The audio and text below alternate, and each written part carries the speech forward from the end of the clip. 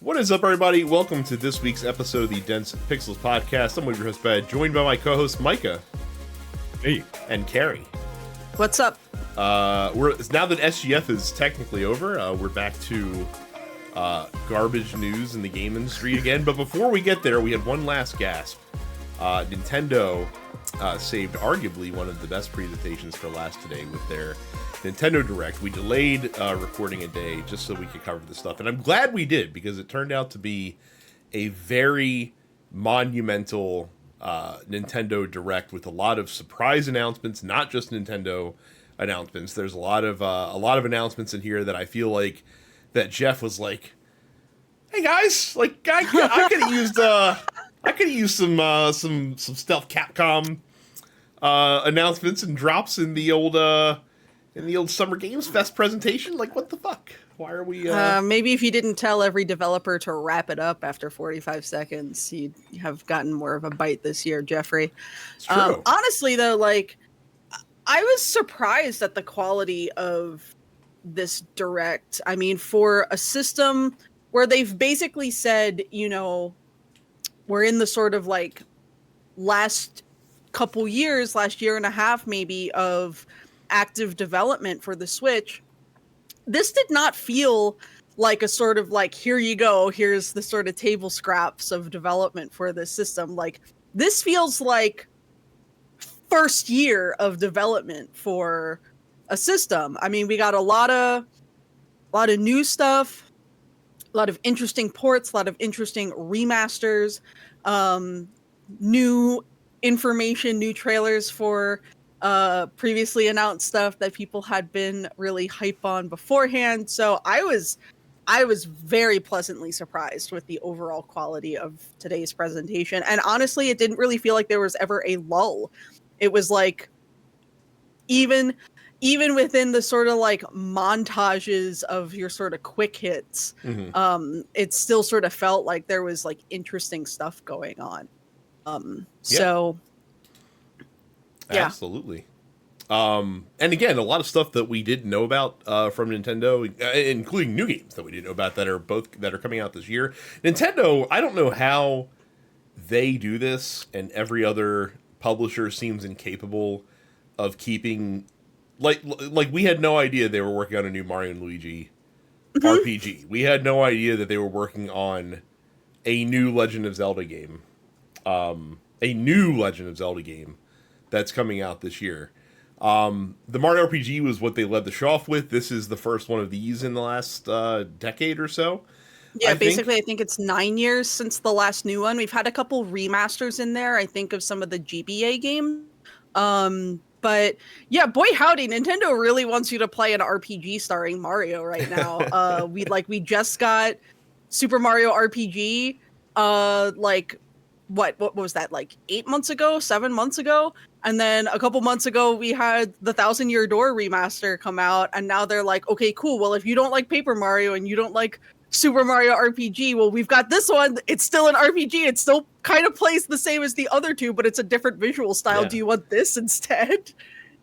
I've never been a big fan of these of the Mario and Luigi games, but I know they have a very dedicated like cult following of sorts. They originated on the Game Boy Advance and have been primarily, I think actually exclusively, relegated to handhelds at this point in their time. So yeah, very exciting news. And then again, like, people started freaking out because they showed later on in the presentation, they showed a trailer with very obviously Link and very obviously Zelda and very obviously Ganon, all in the style of the Link's Awakening remaster that came out a couple years ago. And people were like, oh, could this be the Oracle games? Could this, what could this be? That's what I wanted. Yeah. And then we saw in this trailer, Link disappears into this void. And all that's left is Princess Zelda, who is going to be the playable character in this one. So it's as Carrie said, it's a Legend of Zelda game that is actually the Legend of Zelda. Yeah. Yeah, it only took them 40 years.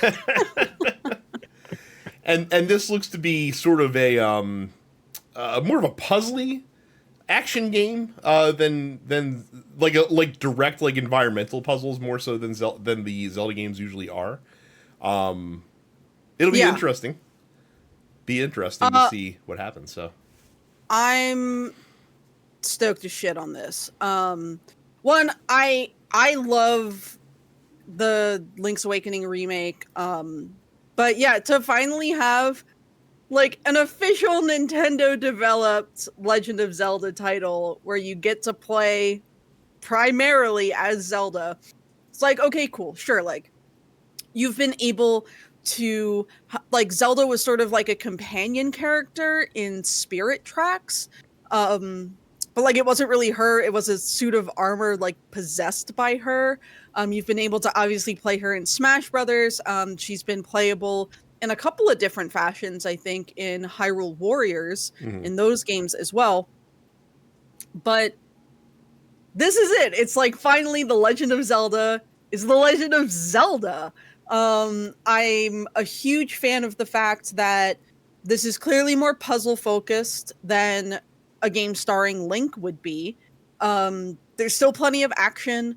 I'm glad that it isn't just like, oh, it's Link, but reskinned as Zelda, you know, like that she has her own skill set and her own abilities. And it's still very much clearly a Zelda game, but it's going to feel very different from other entries. I'm also an enormous fan of the 2D isometric Zeldas as well, so I'm glad that they aren't abandoning that, in spite of how successful Breath of the Wild and Tears of the Kingdom have been for them on the 3D open world front. I think those games that they like the 2D Zeldas, so like, you know, with Link's Awakening remake and with like Link Between Worlds and stuff like that, I think that those have been successful enough that they make a great like off-cycle release that you can put out and sell a couple million copies and keep people satiated until the new one. They're also doing an HD port for Donkey Kong Country Returns, which originally came out of the Wii and then got ported to the 3DS. This is now coming out for the Switch. It's going to have all the 3DS levels. Most people say that this one is superior to Tropical Freeze. Tropical Freeze. I like both. Yeah, I mean, I played this one a very little bit, and I played all of Tropical Freeze, so I'm sure at some point I'll probably check this out. So yeah, I liked Returns quite a bit. That being said, the Rocket Barrel levels can go fuck themselves. that was true in Tropical Freeze also. So yeah, yeah. I remember there once being a time I played the 3DS version rather than the Wii version. I just remember playing that and like seething. I was so mad at one of those Rocket Barrel levels, and one of my old roommates being like, "Are you okay? Are you good?" I was not good. So to move on to some third-party stuff, arguably the biggest surprise of the show, and the FGC is still like reverberating from this announcement. We are getting a Marvel vs. Capcom fighting game collection, headlined by the return of Marvel vs. Capcom 2. This is not just coming out for Switch, by the way. This is coming out across all platforms. No, it's not. What is it not getting? It is skipping Xbox. Oh, I meant all real platforms. Like I don't. That's fair. Like if Microsoft doesn't give a shit about their box, then nobody else should either. Quite frankly. Yeah, I mean, I do think it is worth noting though that Capcom's starting to make it clear that they're just not bothering with Xbox in the same way anymore, which makes sense because Xbox doesn't sell particularly well, especially not overseas where so much of Capcom's audience tends to be. So yeah, it will be on Switch, but then also on PS5 and PC.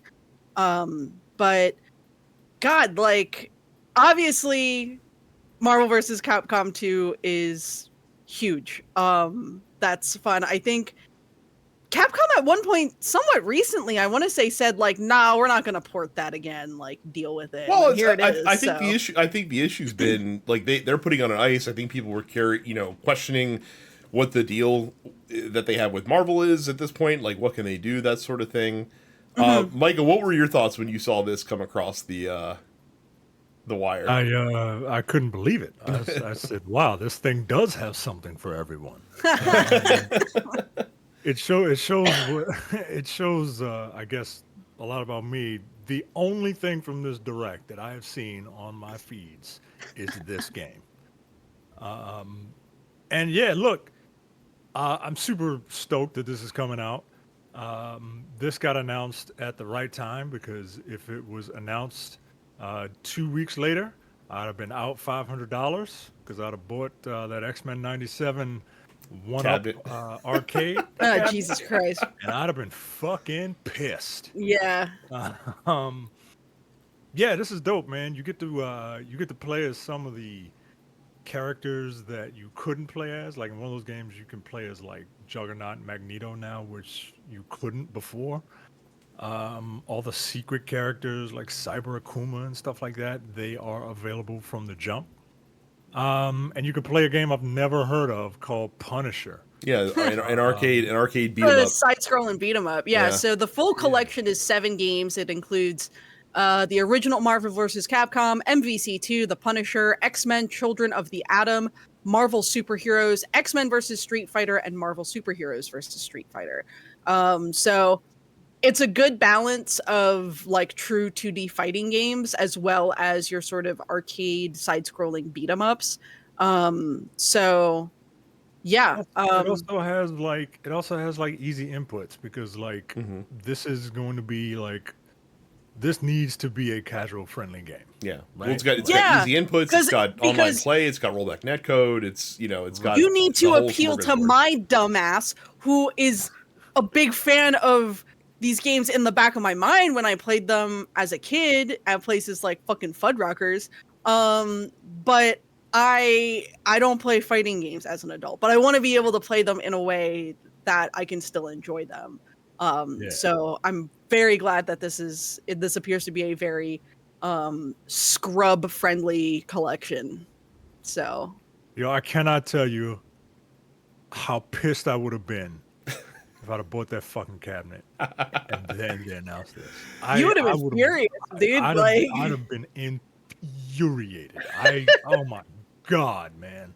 It's if you have 10 minutes, it's worthwhile to go check out Maximilian Dude's reaction video to this announcement because again, like they just casually dropped this in the middle of the stream, like without a lot of fanfare. It's just like, all right, on to the next thing. Like we're gonna take you for a ride. I'm like, what the fuck? Like, Yeah. what's going on here? If you for a little bit of backstory before you watch that reaction and you're like, well, what the fuck? Like, why is this guy flipping out like this? This is his favorite game. Like, this is one of his favorite games. And he's also been leading used the his platform. Yeah. Right, he used his platform to get the word out to re-release Marvel vs. Capcom 2 because you couldn't buy it anywhere. Yeah. Right? They stopped putting it on digital storefronts and the physical has become very expensive. Right. And he has been championing this thing for years to the point where, like, I'm watching AEW and I see a free MVC2 sign in the background. Like, it was something serious. And yeah, like, I like that guy, man. Like, there are very few people on the internet that I don't know that I actually like really like want the best for them. He's one of them just because he's a big old dork and he seems genuine and you don't see a lot of that on the internet anymore. But yeah, man, it's I can't believe it, yo. I can't believe this game is coming out.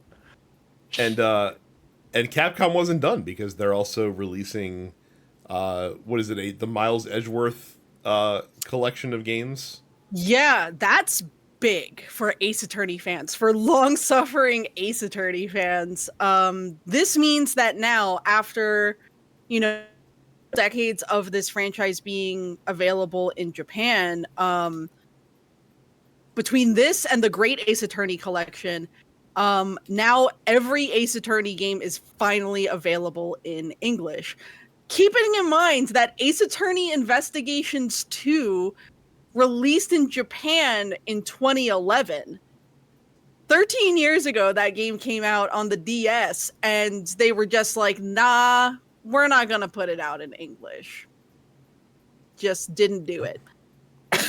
Thought that there wasn't enough of a audience for it. So we're finally getting the Investigations collection, which will be both of the Investigations games. So yeah, I really liked the first Investigations game. When it comes to Ace Attorney, I kind of dropped off of the main franchise after the first Apollo Justice game. That being said, it has maintained a really strong cult following in the United States. Yeah, this is going to be a pickup for me. I'm probably going to wait until it goes on sale, but this is absolutely going to be a pickup for me. So. I will tell you the maddest that I got during the presentation is, and I must have missed the news that they had previously announced they were doing this, but they showed off a HD 2D remake for Dragon Quest III, which looks incredible. That was announced sometime last year. Yeah. Well, I missed it, and I was really mad that they are doing it because it looks amazing. And before I say this, like, I know Dragon Quest very, very popular in Japan. It's been for literally decades. But they can do this for Dragon Quest, but we're not going to, like, the Super Nintendo trilogy of Final Fantasy games, we can't get the HD 2D treatment. I mean, like, the pixel remasters are good. They're fine, but they're not this, right? Can you imagine Final Fantasy VI with an HD 2D remaster of Final Fantasy IV? Or Get the fuck out of here, I think 4, 5, and 6 would also. That's what I'm saying. Like, do the whole Super Famicom trilogy of Final Fantasy. Famicom trilogy at this point. Who gives a shit? Look, I'm not trying more to. People will suffer through Final Fantasy 2, but I'm not trying to take more than we need. I'm just trying to take like what's necessary. And then at the end of the trailer, they're like, "Oh, Dragon Quest 3 HD 2D is coming out later this year." And Dragon Quest 1 and 2 HD 2D are coming out in 2025. I'm like, guys, come on! Like you're just rubbing salt in the wound now. I don't like this at all. I don't like this at all. Yeah, I'm stoked on this. I haven't played the earlier Dragon Quest games, so this will be my. I mean, not exactly like my first opportunity. It's like I could have played it on Game Boy Color as a kid. I just didn't. But yeah, I'm very excited for this. As you said, the game looks incredible, and obviously, like, the Dragon Quest team is different from the Final Fantasy team, and the Final Fantasy team has got to make sure they get that FF7 money before the fucking cow runs dry. So yeah. What's Acquire doing right now? I mean, like, they're probably working on some other new game that they can put out, but look, doing Final Fantasy 4, 5, and 6 HD 2D remaster is going to make a shitload more money than, Quadrangle Strategy 8 or whatever the fuck game that they're working on right now. I'm sure. Carrie, that remake was first announced in fucking 2021. Yeah, well, I missed it. Shows how much I was paying attention. Missed the news. Carrie, you'll have to educate me because I tuned out during Fantasian and Pharmagia. Yeah, that would be okay. So Fantasian is actually a port of a Apple Arcade game, which is why it looks like a PlayStation 2 title. But I mean, it's apparently very good. I've heard, nothing but good things. All of the Apple Arcade reviews of this are like basically like 8 out of 10 and above. So, I think for better and for worse, it looks like a PlayStation 2 RPG. But it's notably, it was produced and written by Hironobu Sakaguchi, of course, the creator of the Final Fantasy franchise, and scored by Nobuo Uematsu. So if you're an old school fan of Final Fantasy, maybe check this out. I believe so. The subtitle is Neo Dimension, which it's your typical Square Enix subtitling on a port. So that comes out. It says Q4 of this year, and then you have Pharmagia, which is a really bad name for a game, because it sounds like someone mispronouncing a dish at the Olive Garden. chicken Farmagia. But did I get you a bit with that one, Mike? Yeah, Okay, because good. I've been to dinner with people who, you know, Gnocchi. Like, all Right, right, exactly. all right. So I think they should have kept the spelling the same, but pronounced it like Farmagia. But no, it's Farmagia. And basically, to me, it looks like a new take on like a Rune Factory, because Rune Factory 5 was by and large considered a disappointment, both in terms of like the game's performance, which was terrible, and just like the overall sort of like story and writing. So it's one of these like, it's a farming game, but it's also a fantasy RPG kind of game. So that comes out in early November. I'm curious about it. You know, it does seem like, because of the fact that like the actual like mainline Harvest Moon / Story of Seasons and then Rune Factory games that are developed and put out by Marvelous Entertainment, because those have been mid at best for the last decade and a half, you now have other developers trying to fill that space because there's clearly a demand for that style of game. So hopefully it's good. I'm curious about it. It's something where I'll watch the reviews and see if I can grab it on a sale, because I like those kind of games. So I thought the announcement of the Nintendo World Championships NES game was pretty cool. This is a game that's filled with NES speedrunning challenges.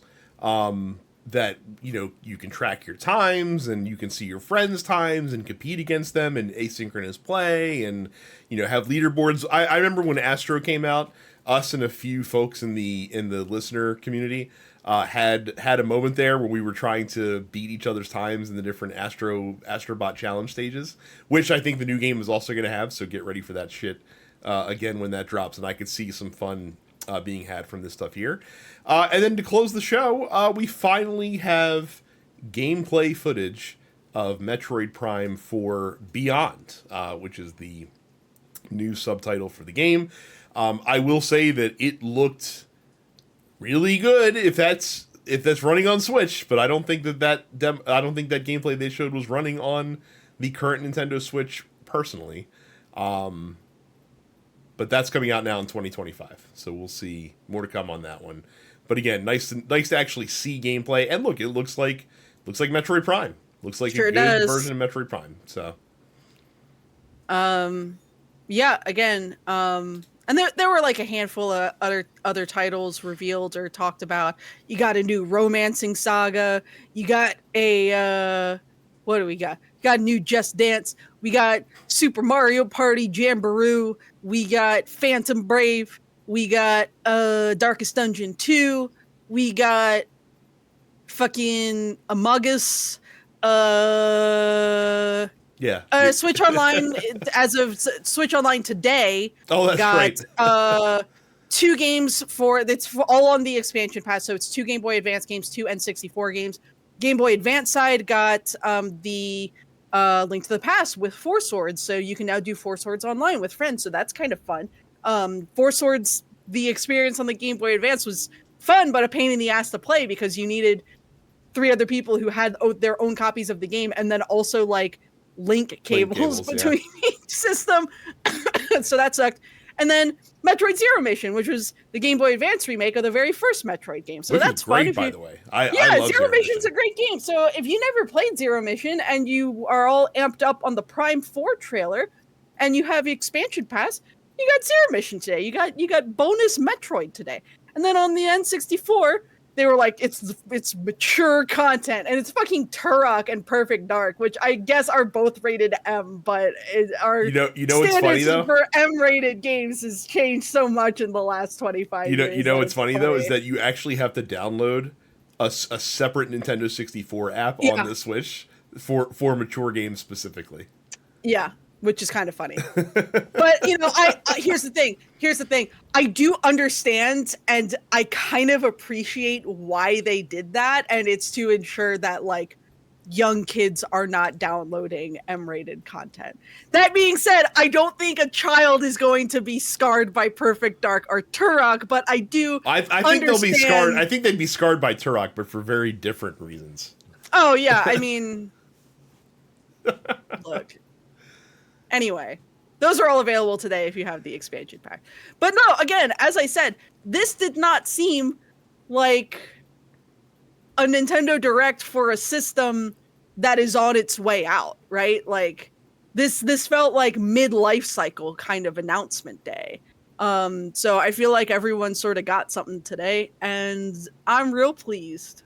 Yeah, I think by and large the response to this was largely positive across the board. Like Micah said, a little something for everyone, and as Carrie just said as well. So we'll take a quick break, and then we'll see how you all fared in predicting what we would see in this Nintendo Direct that we experienced today. So a quick dip into the post office before we move on, because we did ask you what predictions you had for the Nintendo Direct before it aired. I started off, I was 0 for 3. I said there'd be no Metroid Prime 4. I said that we would get a release date for the Wind Waker and Twilight Princess HD remakes from the Wii U, and that there'd be a Silk Song release date, because I figured that if it hadn't shown up at Summer Games Fest, surely it would be in the Nintendo Direct. No. Big swing and a miss for me.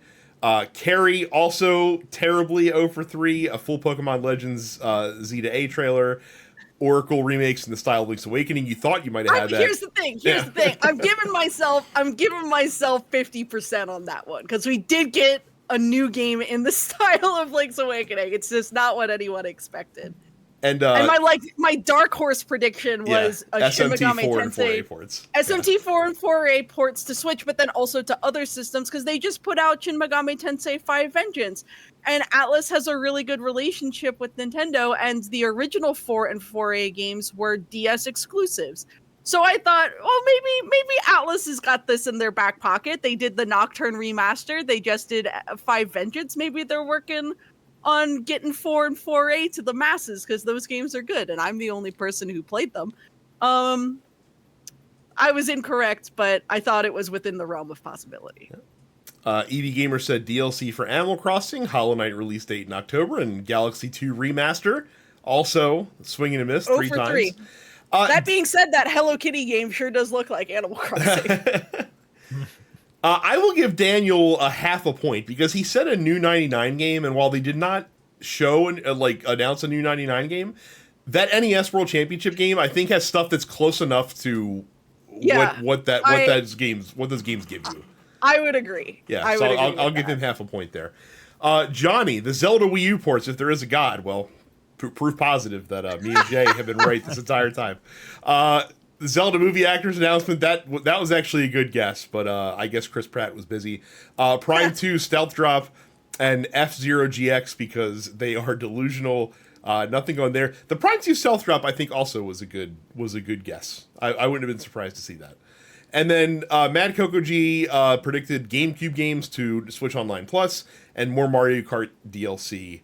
Again, 0 for 2. I'm pretty sure they're done with DLC on Mario Kart 8. I would hope so. They put out. I mean, they've been doing it for fucking 3 years. There's so much in that game. There is so many tracks in that game. So that while all of us were incorrect, I do think that there were a lot of things in here that were like fair to sort of, try and predict. I think the Zelda Wii U ports were one that folks really wanted, that being Wind Waker and Twilight Princess. But Brad, as you and I sort of discussed offline earlier today, what I think they're going to do is they're holding on to those at this point, and that those will be maybe a launch title as a collection for whatever the Switch successor happens to be. Yeah. Because at this point, if they were to launch them now as a Switch exclusive, then a year and a half from now, after everyone has their Switch 2, then everyone would be bitching that it's not on Switch 2. Yeah. So I think they're just holding on to them. I think those are like a back pocket thing for Nintendo at this point in order to flesh out the launch lineup of the Switch successor. And then I also think Metroid Prime 4 is going to be the new Breath of the Wild / Twilight Princess, where it'll be your sort of big cross-generational title, where it's been developed for one system for years at this point, and then probably enter development for the next system halfway through that cycle. But it's not like they're going to scrap the development of it on Switch. It'll certainly look and run better on the next generation of systems, but it's going to be a launch title for whatever the Switch successor ends up being. Much like how Breath of the Wild was also on Wii U and how Twilight Princess was also on GameCube and that sort of thing. So, agreed. So yeah, like I said, we all suck at predicting Nintendo stuff. It's their fault for never leaking anything, and I blame them. On to the news. News sucks this week. Sure does. As it typically does these days in the game industry. Epic acknowledges that they are engaging in pay-to-win mechanics. So right now, in Fortnite, they have vehicles. You can drive cars around the map in Fortnite, and do kind of shit like that. And they give you cars for free, which is the the right thing to do to get you to try the new stuff. But basically, what people have discovered is that the cars that Epic gives you for free have much larger like windshields, which makes it a lot easier for other players to hit you with shots. And that's kind of true across the board. But the cars that you acquire with real money have much smaller windshields, which makes it a lot more difficult to see the character inside of the car, and therefore connect with them with your bullets. Epic has fessed up to this by saying they know about the problem, and they're looking into a solution. AKA, we're sorry we got caught. We have to try to fix this now, because we definitely gave people a competitive advantage who were giving us money. Even though they have said in the past that Fortnite would never be in a pay-to-win situation. Okay, guys. All right. I mean, look, you got to test, right? You got to test the fences, right? See what you can get away with, I guess. Like, corporations are going to corporate, but yeah, come on, man. Come on. Hey, here's this giant hitbox that you can ride around in.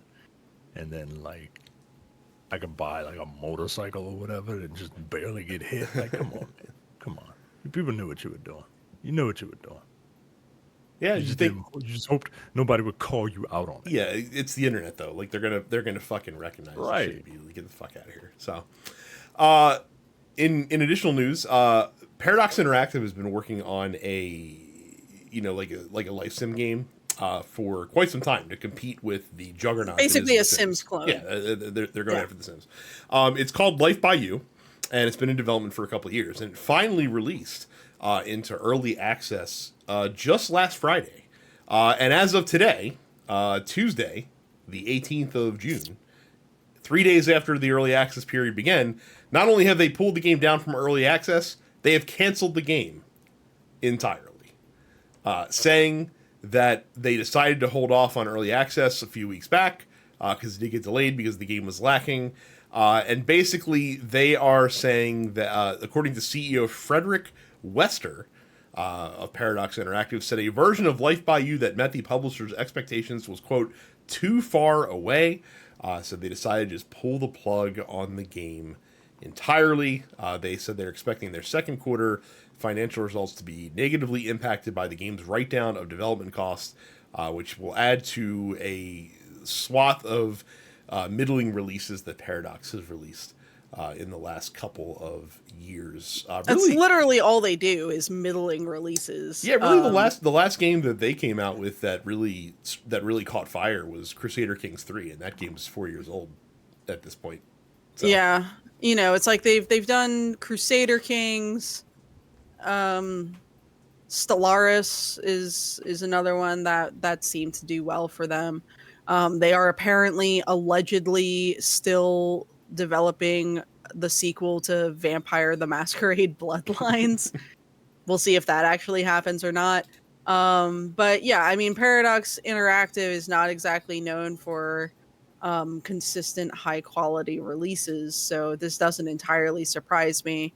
But it felt like their eyes were bigger than their stomach as far as this was concerned, and I guess it's better that they quit while they're already very far behind. So Yeah, agree. Like I said, I just really hope that the studio that developed the game does not get hit with layoffs. But again, in these situations, yeah, it seems inevitable. They will.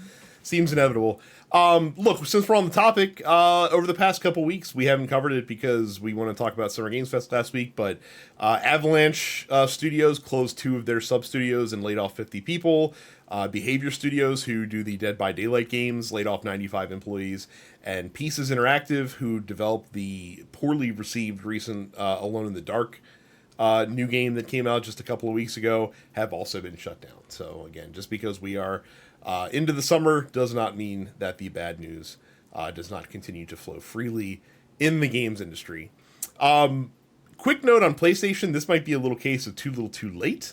They did something for the PlayStation VR 2 that they probably should have done at launch, and that's make it compatible with the PC.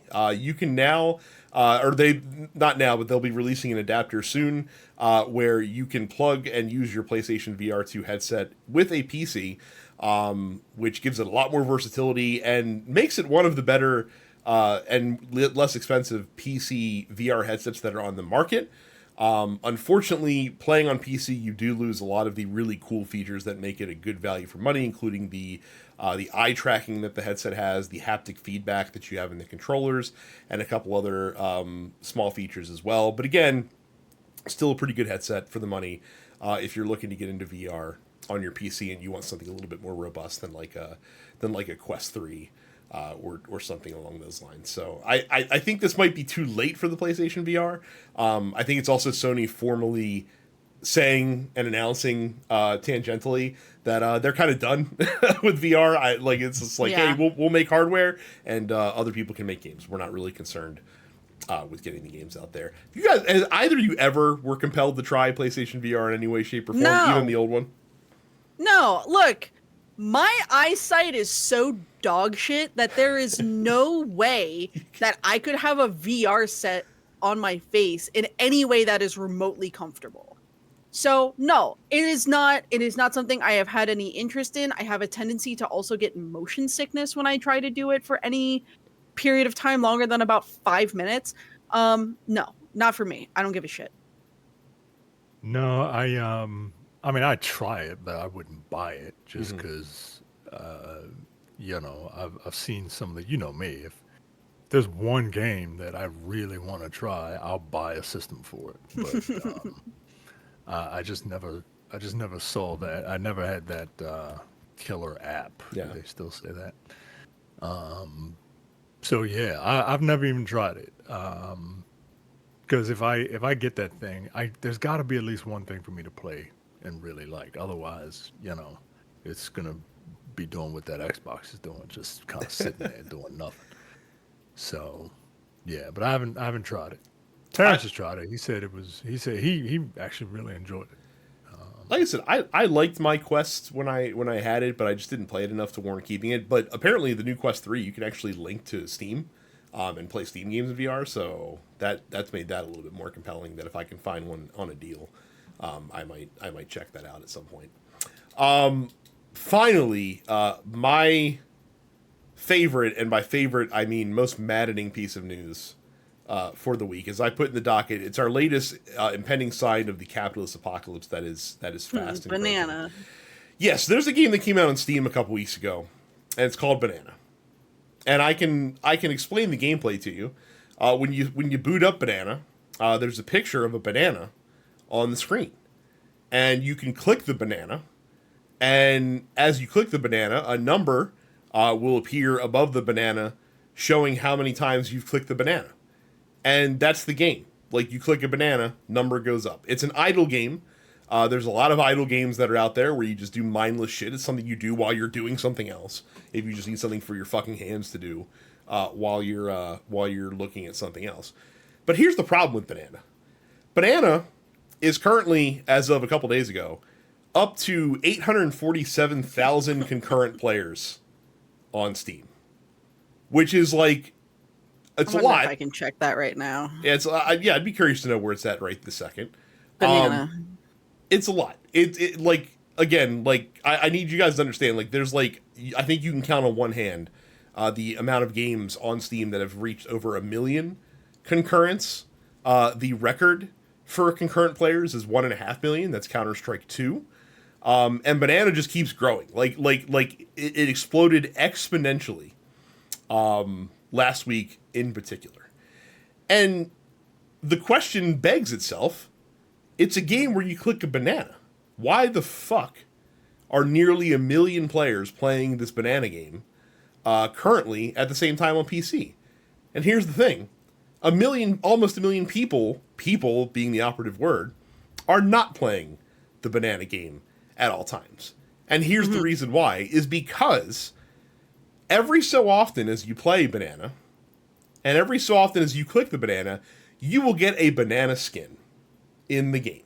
And those skins are sellable on the Steam marketplace. And so, there are people that have set up banana bots that just sit there and they have a bot play banana and farm skins in the game. Because even though most of the skins sell for just a couple of pennies, some of them have sold for hundreds or even close to $1,000. All right. On the Steam marketplace. Currently, right now, at 5:45 p.m. Pacific time on June 18th, 620,709 players right now, with a 24-hour peak of 884,000. Oh, it's gone 469. up. Yeah, it's gone up. Yeah, it's gone up within the last day since this Forbes story a day ago. Yes. The creator of the game described it as, quote, a legal money printer. Look, I don't mind a grift when he admits the grift. Like, I don't mind it. I mind it, but I respect it. That's right? That's really it, right? It's like, I don't love it, but I also see what he's doing, and I'm like, okay. The developer estimates the developer estimates that about 2/3 of the players playing the game are bots right now. Yeah, at least. So you figured out the system on how to basically cause Steam to print you some money, right? So I feel like that's a Steam problem, though. Like I feel like that at some point Valve's going to have to step in, because if you're Valve and you just let now I want to be clear that when you sell something on the Steam marketplace, Valve is making money from that, and the creator's making money from that, and the person who's selling it makes money from that. So like Valve is benefiting in this arrangement. But Valve is also a company with bottomless, like, Scrooge McDuck vaults of money. They don't need the money from the banana game to bolster their coffers. And I don't think it's a good look to have the fucking banana bot game be like one of your top games on your platform. And you also do this at your peril, because as we've seen with anything in the video game industry, and especially something that can make a quick buck, if one person's successful, there will be 100 more people behind it making cheap knockoff clone imitations of this and flooding the marketplace with them. Can you imagine a cheap knockoff of this? Yeah, it'll be called like Orange or Grape. Plantain. Yeah. Jesus Christ. All right. it would be a plantain Master Race, guys. Master Race. PC Master Race, guys. Look, if there was one called Plantain, then people would complain that banana went woke. So yeah, it went DEI. You have that. DEI.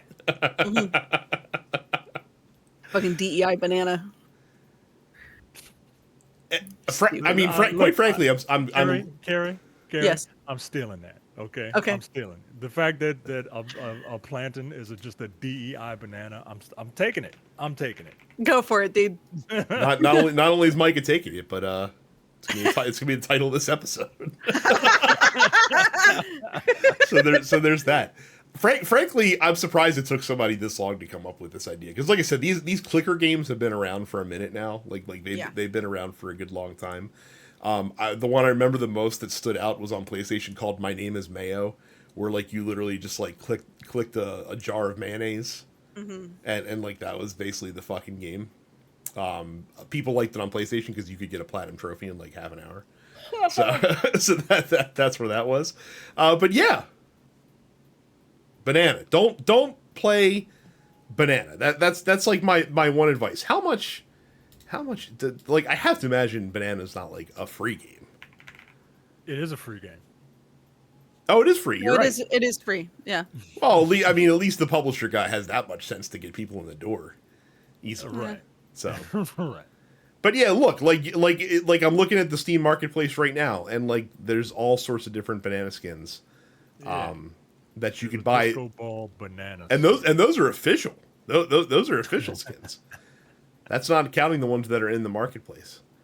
Oh my god. The comments, the user reviews, by the way, so the user reviews right now are very positive, which is pretty decent. Of course. Top user review: every 5 likes I put a 3 banana into my ass. Updated 5,470 bananas. LOL. I trade free 3 cents to all guys who like this review. Bananas contain 3 natural sugars: sucrose, fructose, and glucose. Combines with fiber, a banana gives an instant sustained and substantial boost of energy. Research has proven. Blah blah blah. That's actually a really long review all about bananas, probably from Wikipedia. An emoji of a banana. Of course, that's a good review. No one reads my review, so I'll just eat a spoonful of cinnamon for every like that this review gets. That review has 13 likes at this point. Very good for him. Couple negative reviews, but yeah. The grift is real. The grift is real. Jesus Christ. We'll take a quick break. We'll talk about some games, and then we'll have the rest of the post office for you when we come back. Carrie, you, of course, bought the new expansion, Vengeance, for Shin Megami Tensei V. Well, it's really a whole new game. You can actually no longer purchase the original version of Shin Megami Tensei V on the Nintendo eShop. So that now only exists as a physical copy, which I do also have. I got the collector's edition of that when that first came out in 2021. Look, this game is good, and I really hope that Vengeance releasing gets more people to play SMT5, because it's now available on Switch, on PS5, on PS4, on Xbox, and on Windows. So I am playing Vengeance on Steam.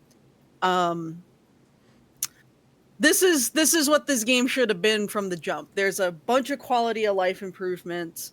It also helps that, like, I'm no longer playing a pretty, it's not super photorealistic graphics, but it can be demanding graphically. You're in large open world environments with a lot of moving pieces on it. And my poor day one 2017 Switch was not having it in 2021.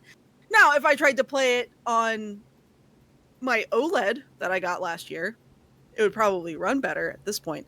But I'm playing it on PC, and it's great. So right when you start the game, you're basically given a choice of if you want to play the original version of Shin Megami Tensei V or the Vengeance version. So there are major differences kind of from the jump in Vengeance.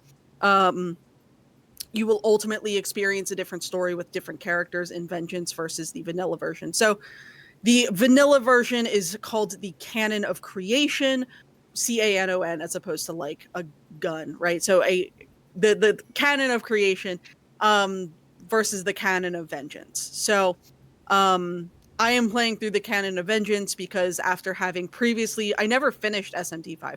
I got like 2/3 of the way through the game and got distracted and didn't go back. I pulled a Brad. Yeah. Sure did. Not the first time. It won't be the last. But Vengeance is great. The choice you make at the start of the game. What's nice is that there's nothing going on in Vengeance that requires knowledge of the original version of the game. It is almost like a twofer story within one package, which is kind of nice at, $60, $70. I think the base game is, or like the regular version of the game is $60, and then you can get like the digital deluxe version, which comes with some DLC and whatnot for 10 extra bucks. The game also includes as free DLC safety difficulty, because the Shin Megami Tensei mainline games are notoriously much harder than the Persona games, Persona being a spin-off of SMT. So, it's good. It looks good. It plays good. I've already experienced a lot of differences from the original version. And if you are a fan of Persona 5 and you're interested in the other kind of stuff that Atlas does with the sort of parent franchise, then Vengeance is a really good stepping stone into the Shin Megami Tensei franchise at large. Yeah, it's killer. So I'm only about like 7 hours into it so far, but like, and I'm playing on normal because I love myself. I'm not going to play this game on hard. I'm not going to do it. No, sir, not for me. But I will play it on normal, and even on normal, less than 10 hours into the game, I have already hit bosses where I've just been like, oh fuck, like where they'll wipe out the rest of my party members, and I will have to panic and then strategize in order to like scrape my way through a boss encounter. So yeah, the game is very unforgiving, but in a way that doesn't make the game not fun. I feel like there are some notoriously difficult JRPGs that are simply not fun because they are hard and grindy, but SMT5 doesn't feel grindy. It's just like it's hard and it's punishing, and if you fuck up, the game will let you know about it.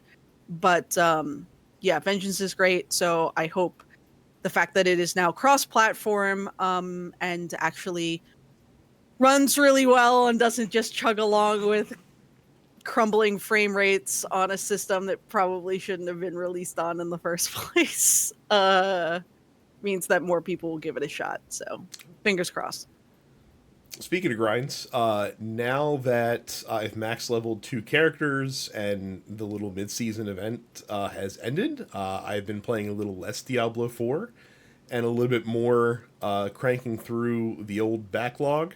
There's 2 games I removed from there. The first one is a game called New Star GP, which I was waiting to go on sale for quite some time.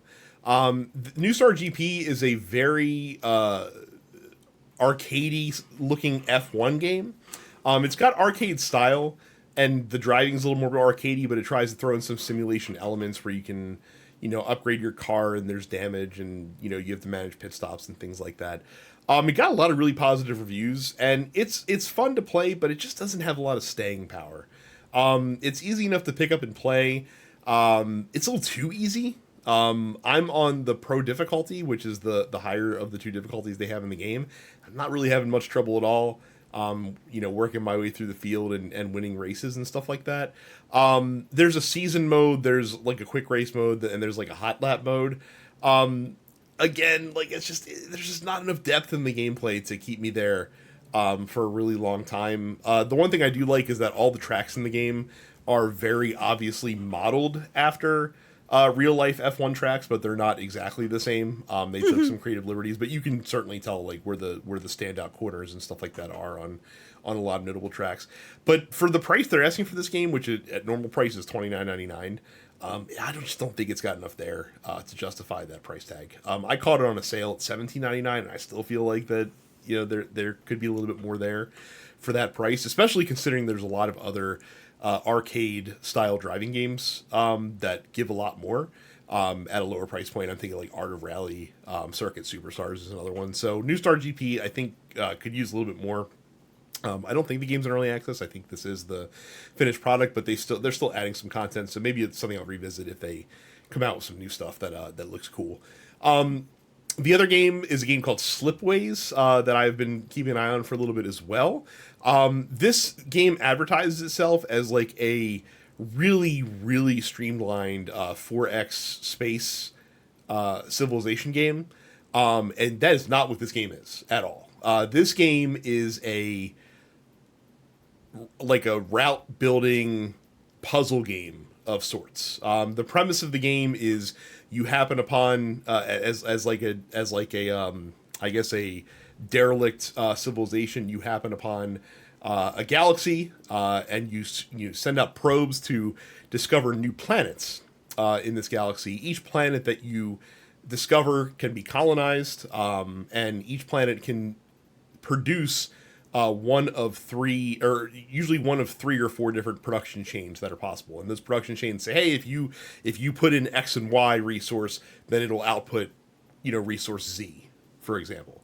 And essentially what you're trying to do is chain your planets together so that, like if one planet produces workers, you send those workers to go work on a mine, and those mines produce minerals, and you can send those minerals to this other planet to produce this other thing, and then so on and so forth, and you can kind of link the planets together. And the premise of the game is to link the planets together in such a way that it ups the production value, which means your civilization's generating more income, makes your planets happier. That's the big thing, is you're trying to keep the happiness of your empire at a certain level, because if it gets below a certain amount, then your people will throw you out of office before the run is done. You have to survive 25 years in office, and each action that you perform in the game takes between 1 and 3 months essentially to complete. When the year resets, you get like a new budget refresh. There's science and technologies that you can get in the game.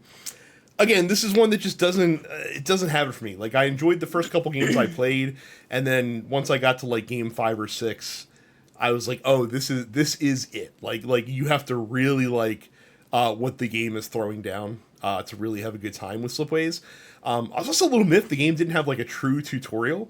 It has a how to play section that you can read through. And it has some hints that pop up when you first start playing, but it doesn't give you a proper tutorial. And also, weirdly, the campaign mode in the game is locked behind you showing prowess on a regular run. Like at the end of when you're done your civilization, if you make it to the end of the run, you get graded between 1 and 5 stars, and you have to have a 3-star run before they even unlock the campaign for you. The one run that I did complete, I thought I did pretty well, and I got 1 star. I was like, oh, this is fucking, they really want you to really get what's going on before you embark on the campaign. So again, Slipways, not exactly what I thought it was on the tin, and it's not one that I think I'm gonna stick with. But hey, I got them off my list, and that's really, at the end of the day, an accomplishment in and of itself.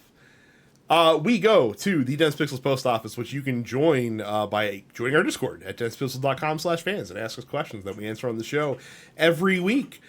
2 wrestling questions and 1 non-wrestling question. We'll start with T-Wash. He says, what game you like playing in the past will never get a re-release because of reasons? Theirs is Brutal Legend, because of getting the music rights for the game. Marvel vs. Capcom. I guess not. I would have said that, but I don't know what to say now. So I will quote Kevin Garnett.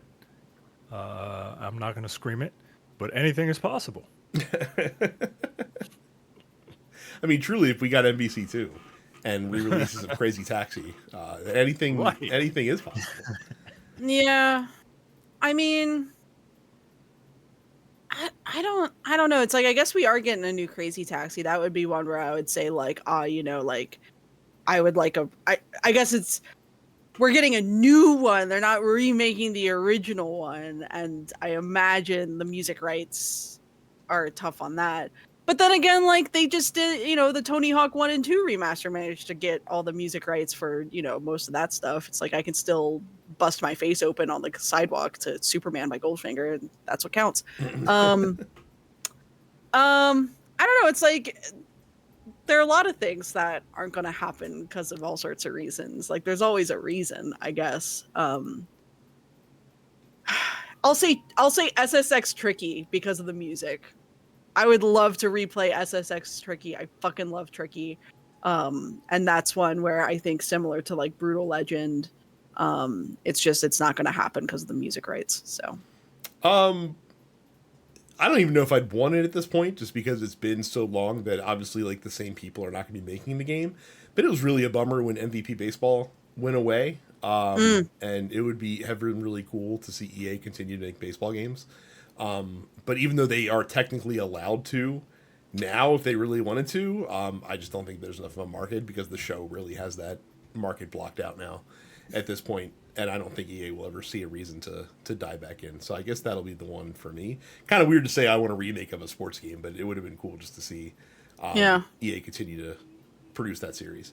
And like, obviously, I still want a Golden Sun remake. I would love 1 and 2. I would love all 3 of those games, and I'm still holding out hope that like that might one day happen. Given that they have chosen to bring back other franchises for worse reasons. I also would really like to see Skies of Arcadia, but I also still sort of hope that Sega might do that, since Sega seems invested in bringing back a lot of their other old franchises like Jet Set Radio and Crazy Taxi and whatnot. So yeah.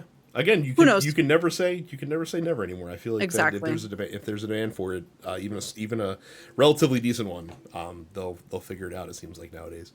The last 2 are wrestling related questions based on recent events in the world of wrestling. Cam has both questions actually. First question is Brian Alvarez, noted wrestling journalist, the whitest white man who ever whited? The context for this, yes, the answer is correct. The context for this question is on NXT this past week. Cody Rhodes was there, and he was he'd had a segment with NXT champion Trick Williams, who was black. Cody Rhodes notably not black. It's important for the context of the story, and basically Trick told Cody he could come to the cookout, basically, or he was invited to the cookout. Now, listeners of this network obviously have heard that phrase before. Even white listeners know what the phrase "be invited to the cookout" means. Brian Alvarez did not, because he thought the cookout was like an NXT, like a backstage NXT thing. Like, I'm assuming they have some sort of cookouts for the show afterwards. -5 stars. Yeah, this was fucking hilarious. I mean, he took it in stride. Right? He did. He did. Good for him. But but as I said in our Discord, that's how you know that Brian Alvarez doesn't have any black friends. If he's never heard that phrase before. Not only no black friends, but like actively avoids like blackness in general, right? Like, because you just gotta you can kind of pick up through osmosis like what some of this stuff is if you are exposed to it. And Brian Alvarez is not exposed to it. Yes. Happy Juneteenth to him, though, tomorrow. So looking forward to that. Cam also asks, is CM Punk the official frontrunner for the 2024 Haters Ball?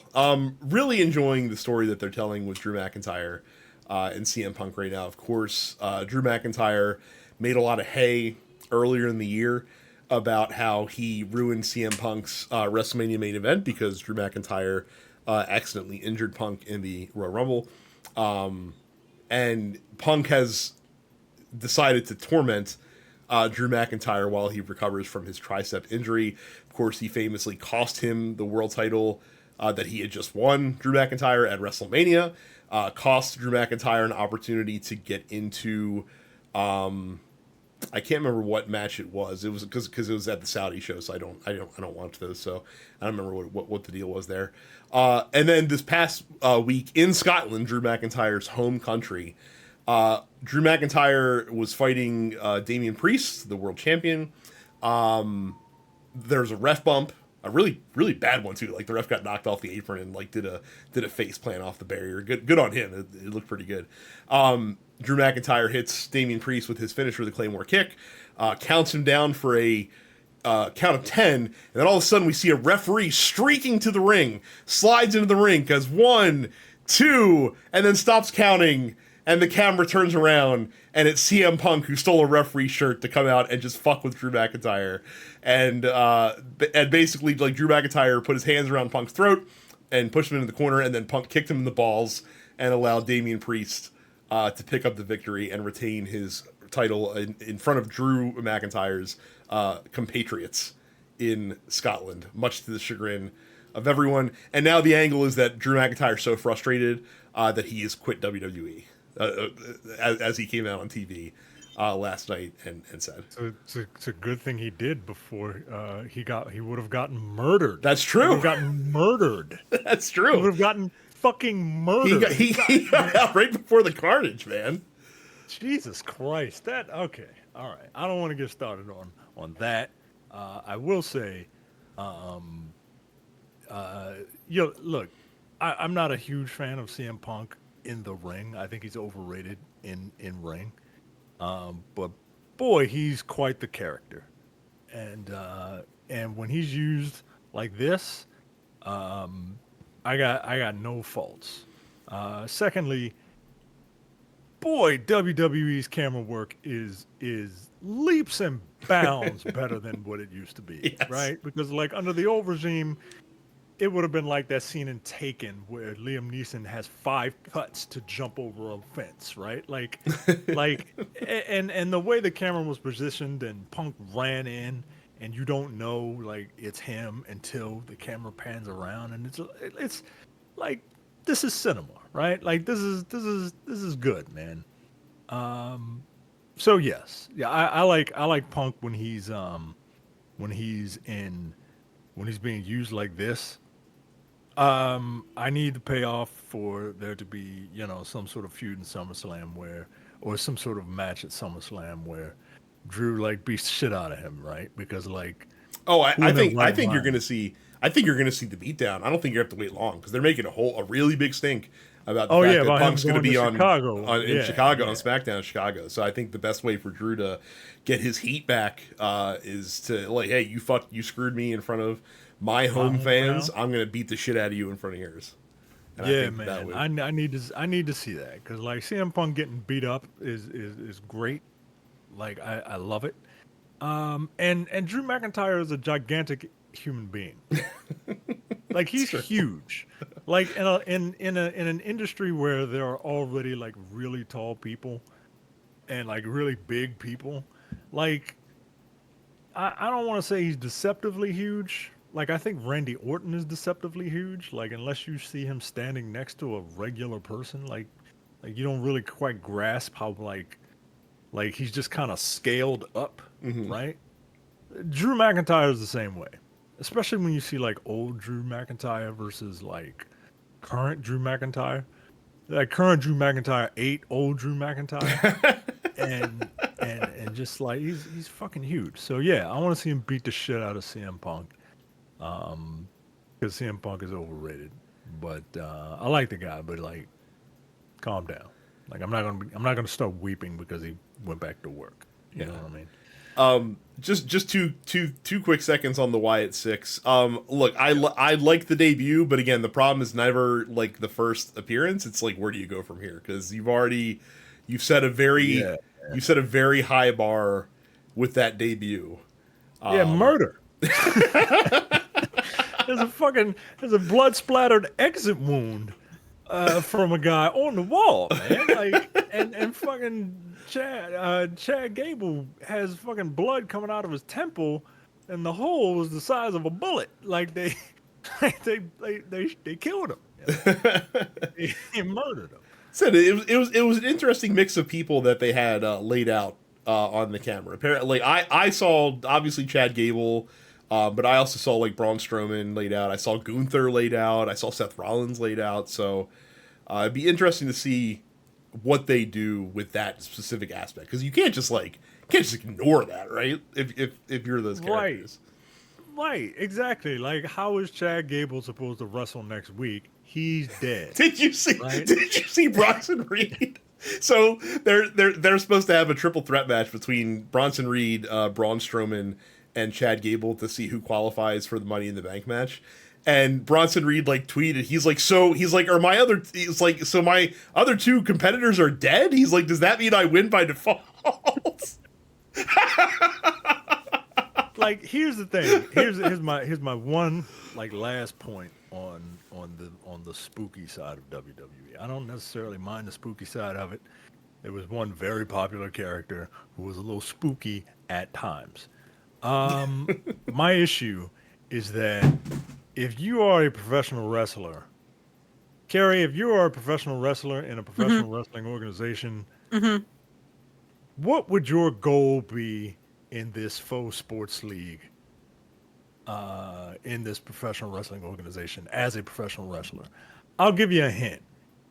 It's a large cummerbund that weighs about 10 pounds. Your goal. You want to be the champion. You want to be the champion, Yeah. right? You want to win a belt, right? Are these people seeking championships? Like, are they like, what is their goal? Is it just to murder people, or is it just like to like people wanted Bray Wyatt to be a champion, right? Like, you know, Lord rest that guy's soul, man. But like, for what? Like, I never understood it. Like, even like if they even like with the Undertaker, I never understood why the Undertaker wanted to be a champion. Like, unless you have a manager. Well, who, badass really Undertaker had more of an incentive to be champion. yeah. Texas, you know, shit kicking Booger Red Texas Undertaker. right? Yeah. That Blue Lives Matter Undertaker wanted to be a champion, right? But like the guy who was controlled by the urn, like that guy don't need to be champion, right? So like, what's their goal, right? I know I'm overthinking this because this is wrestling, and wrestling is stupid, right? But like, I don't know. I'm very curious. You're right. They always have really good debuts with all this stuff, and then the bell rings, and then it's just like, I killed Chad Gable last week. Now I'm gonna give you a DDT. Like what? Like, why don't you just beat the shit out of him with that giant fucking hammer that you have? You know, like I don't know. I'm very curious, but I'm curious. I'm not hopeful. That's the biggest thing. Curious. That's the biggest thing. Yep. They hooked you. That's all they really care about. So, oh, that's gonna be a show for us this week. Don't forget, of course, to subscribe to this show and all the other TNP Studio shows. And of course, don't forget, if you're a premium member, we did have to migrate over to Spreaker. So you're no longer being charged on Podbean. Spreaker, you do have to pay $5 a month. So make sure you check out the Discords. Again, densepixels.com/fans. Jay posted some information on that a couple weeks ago about how you can access densepixels.com/premium. I'm going to try to, I'm saying it here so that it has to happen. I'm going to try to get with Micah over the next couple weeks here so we can finally record Mission Impossible Dead Reckoning for the Golden Tongues. Because I have some thoughts about that fucking film. And I got to talk about them. So, but that's it. That's it for now. Thanks very much for watching and listening. We'll see you all the next time. See ya. See ya. You're watching the Dense Pixels YouTube channel. Click the subscribe button while you're here and make sure you check out our weekly podcast where we discuss the latest gaming news and our impressions on what games we've been playing.